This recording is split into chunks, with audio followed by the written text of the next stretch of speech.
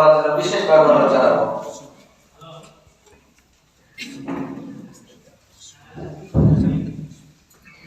বিসমিল্লাহির রহমানির রহিম। আসসালামু আলাইকুম ওয়া রাহমাতুল্লাহি ওয়া বারাকাতুহু। সুদীর্ঘ পথ অতিক্রম করে অনেক ত্যাগ তিতিক্ষা বিসর্জন দিয়ে যৌবনের অনেক বছর পেরিয়ে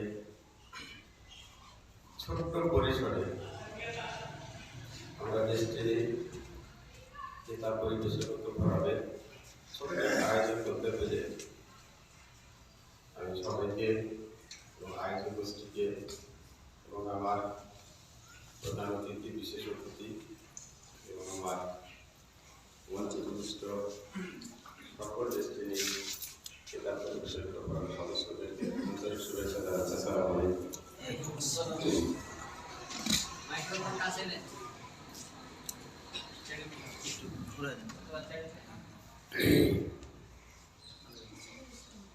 আমি বলে জগতে আমি কিছু বলতে চাচ্ছি না, যেহেতু আমাদের মেহমানরা আছে তাদের কথাগুলো আপনারা সুন্দর মনোযোগ সহকারে শুনবেন, ধৈর্য সহকারে পুরো কিছু জানা থাকলে জানবেন, বুঝবেন, বুঝে শুনে আমাদের পথ পরিক্রমা করবেন এবং আমাদের ব্যবসায়িক কার্যক্রমগুলো পরিচালনা করতে হবে।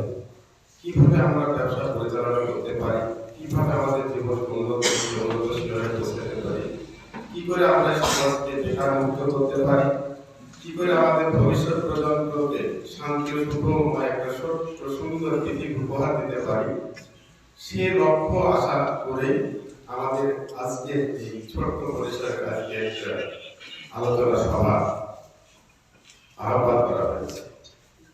সবসময় মনে রাখবেন, নীল নদের পানি যেমন নীল নয়, ঠিক দেশটির পানি দুর্নীতি নয়।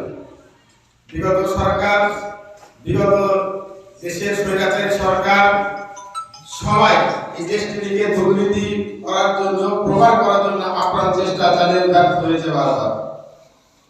দেশের আইন সুষ্ঠুভাবে পরিচালিত হওয়ার কারণে দেশটিকে আজ দুর্নীতিমুক্ত এবং